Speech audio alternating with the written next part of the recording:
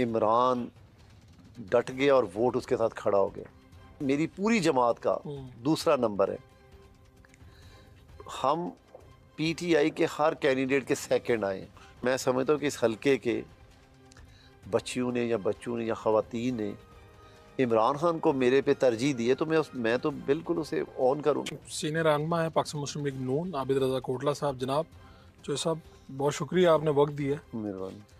ये क्या है, हुकूमत तो आपकी है, मुस्लिम लीग नून की हुकूमत चल रही है, आप लेकिन खफा रूठे रूठे और कह रहे हैं कि चौधरी सालिक हुसैन भी ठीक नहीं जीते, चौधरी शाफे भी। आप एक फेडरल मिनिस्टर, एक सूबाई वजीर, आप कह रहे हैं इनका मैंडेट नकली है, जैली है। देखिए फ़र्क साहब, पहली बात तो ये कि मैं बिल्कुल रूठा हुआ नहीं हूँ और ना ही मैं किसी तस्सब की बुनियाद पे ये बात कर रहा हूँ। ठीक है।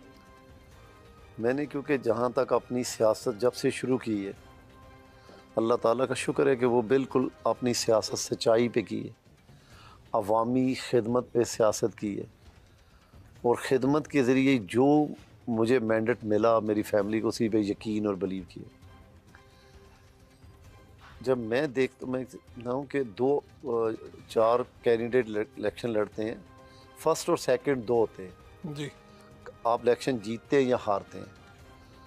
लेकिन देखिए, जब आप जीतने वाले और हारने वाले दोनों रिंग से बाहर हों और तीसरे या चौथे नंबर वाले को आप एमपी एमएनए बना के पार्लियामेंट में भेज दें, तो ये बात फर्क साहब किसी और की मजबूरी तो हो सकती है, मेरी तो नहीं हो सकती। तो मैं कम से कम आप 30 लाख आबादी पे मेरा डिस्ट्रिक्ट है। ठीक है। तो मुझे ये समझ नहीं आती, अगर मैं भी नुमाइंदगी नहीं करूँगा, अगर मैं भी कहीं पार्टी का हया करूँगा, कहीं किसी का दबाव अपने जेहन में रखूँगा, तो फिर मेरे पास एक ही सलूशन है कि मैं सियासत से दस्तबरदार हो जाऊँ।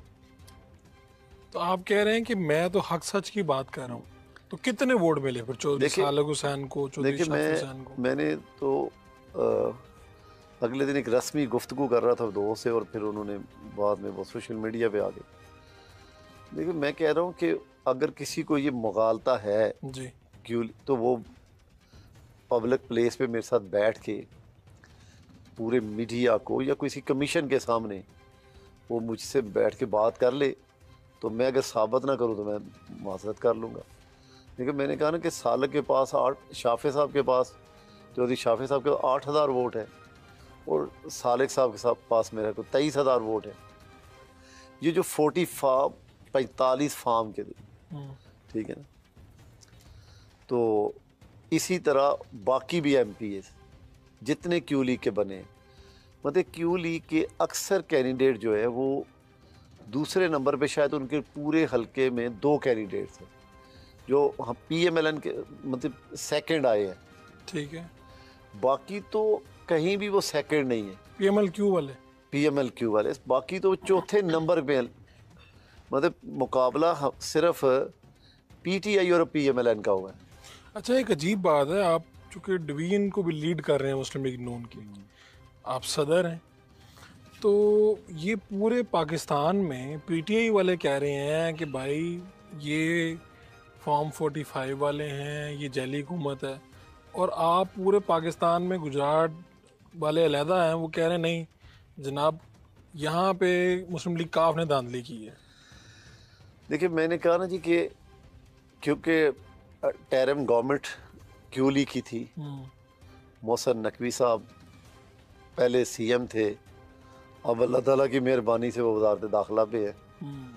तो ये तो मैं समझता हूँ कि अभी भी उनके मनसब के साथ तो ज़्यादती की गई है।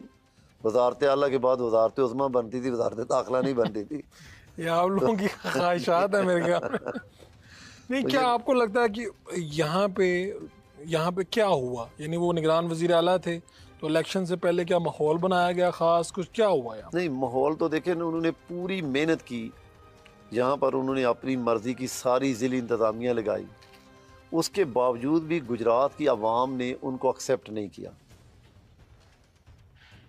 और मैंने कहा ना कि तीसरे चौथे नंबर से उन्हें उठा के ना सिर्फ मेंबर पार्लियामेंट बनाया, बल्कि वजीर भी बना दिया। तो किसी ने गुजरात में कोई रैली निकली, कोई जुलूस नहीं निकला, नहीं देखिए, किसी ने एहतजाज नहीं किया, आप टीवी पे एक आधी मरतबा कह दिया आपने। देखिए रैलियां या जुलूस तो शुरू में उन्होंने तो ज़रूर कोई ना कोई मज़ामत की, ये यकीनन है कि बाकी किसी ने नहीं की, कि उसकी वजह कई वजूहात हो सकती है। मुस्लिम लीग नून के रहनुमा आबद रज़ा कोटला निकलते, पीछे उनके सैकड़ों लोग होते और वो कहते कि हमारा मैंडेट है, हमारा वापस किया जाए। देखिए मतलब मैंने कहा ना कि पहली बात कि मेरा मैंडेट नहीं था।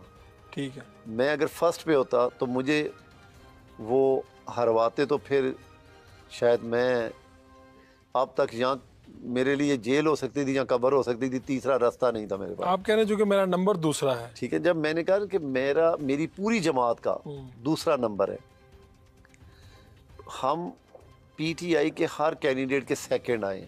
क्यों, ये क्यों हुआ? चले यहीं से शुरू ठीक करते है, हैं। देखिए यहीं से कि मैं ये समझता हूँ कि बड़ा सिंपल सा मुहावरा, जो डटता है वोट उसके साथ खड़ा होता है। ठीक है, देखिए मैं ये समझता हूँ कि इमरान डट गया और वोट उसके साथ खड़ा हो गया। अच्छा, ठीक है ना, हम ये हवा चली है जिसे आप डिनाई नहीं कर सकते। और आप कह रहे हैं ये बहादुरी का वोट है। ठीक है ना, ये अगर कोई इस तरह डट जाएगा, कोई भी हो, तो उसको वोट मिल देखिए जाएगा। यही वोट तो आपको भी डटने की वजह से मिलता है। आपका यहाँ पे ठीक है ना, इस हवाले से फेयर हुआ इलेक्शन कि आप दूसरे नंबर पे हैं। देखिए मैंने कहा ना कि मेरे जो साथ, अगर मेरा थाना ककराली और थाना गुलियाना की 110 पोलिंग स्टेशन की आप रेशो निकाल के देख लें तो आपको पता चल जाएगा कि मेरे साथ एक प्री प्लान साजिश ज़रूर हुई। लेकिन उसके बावजूद मैं कहता हूँ कि जो वोट पड़ा है मुझे या पीटीआई को, वो मैं उसे मानता तो हूँ। ये प्री प्लान साजिश किसने की?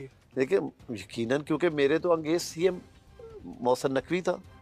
ठीक है, उन्होंने की और उन्होंने 110 प्रेसिडिंग एक दिन रात को सुबह पोलिंग और गायब हो जाए, और फिर सुबह कमिश्नर यहाँ पर कमिश्नर साहब डीसी गुजरात आके सराय आलमगीर बैठ जाए, और फिर वो सुबह क्लास 4 का मुलाजम मिले, पटवारी मिले, जिसे मिले उसे एक प्रेसिडिंग बना के भेज दें, सिर्फ जस्ट एक फॉर्मेलिटी आपको बाहर करने के लिए और अपने लोगों को। कोई भी मेरा पोलिंग स्टेशन आप पूरी रीडिंग कर लें, 10 11 12 बजे से 1 डेढ़ बजे से पहले शुरू नहीं हुआ और 5 बजे क्लोज कर दिया गया। आप ये सारी फाइलें उठा के आपने मुस्लिम लीग नून की क़यादत के सामने तो रखी होंगी कि आपने जो भी इत्तेहाद किया इसका खमियाजा मुझे क्यों भुगतना पड़ रहा है। इसमें बड़ा सब दो मुख्तलिफ चीज़ें हैं ना जी।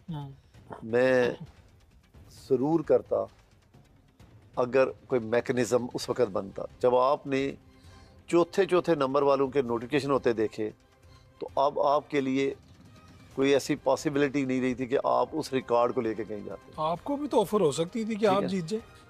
नहीं देखिए, मेरा ख्याल है कि मुझे पहली तो चीज़ के सच्चाई को तस्लीम करना चाहिए। जब मुझे ज़ाहरी तौर पे जो मैंडेट मिला है वो विनिंग मैंडेट नहीं था। मेरा हमेशा सारे दारू से, अपनी पार्टी से भी एक ही मुतालबा है कि मेरे 2 थानों का रीपोलिंग करवाएं। ठीक है ना, जब मुझे समझाया गया कि ये हमारी मजबूरी, हम नहीं करवा सकते, तो मैंने उस पर कॉम्प्रोमाइज़ किया।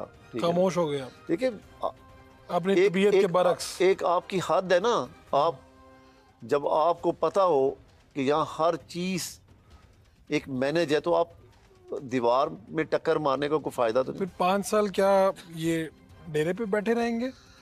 देखिए इतने कंप्रोमाइज रहेंगे? देखिए 5 साल तो मैं डेरे पे तो खैर अल्लाह ताला के फजल करम से जब नहीं था, मैं तब भी बना 2002 से। बड़े साहब हम जीत रहे हैं, 2002 में भी हम जीते हैं, 2008 में भी जीते हैं, 13 में भी जीते हैं, 18 में भी जीते हैं। अगर मुझे मेरे लोगों ने ये फैसला किया कि मुझे 5 साल असम्बली से बाहर रहना चाहिए, तो मैं उसे भी कबूल करूँगा। मैं तो बिल्कुल खुश दिली से, देखिए ना, जो हमारे बच्चे हमारा मुस्तकबिल है।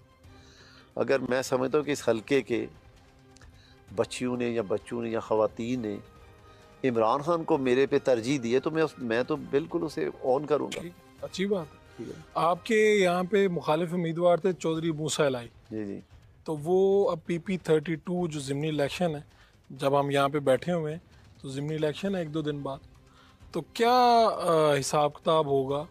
क्या देख रहे हैं उस हल्के का इलेक्शन? मैं मुस्लिम लीग नून ने अपना कैंडिडेट क्यों नहीं दिया वहाँ पे?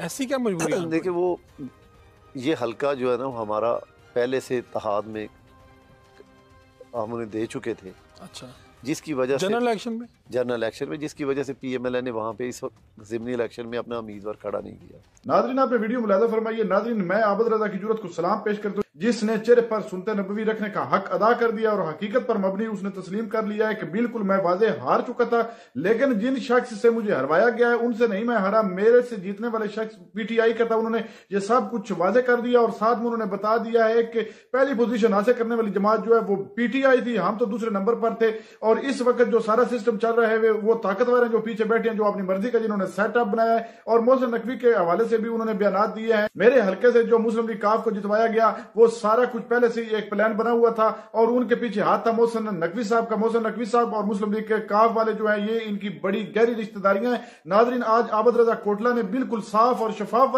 लफ्जों में बता दिया है, क्योंकि राना सनाउल्लाह, मियां जुवैद लतीफ और ख्वाजा साद हमेशा दबे लफ्जों में बात करते हैं, लेकिन इस शख्स ने बिल्कुल वाजे वाजे बता दिया है कि हम तो बिल्कुल हार चुके थे।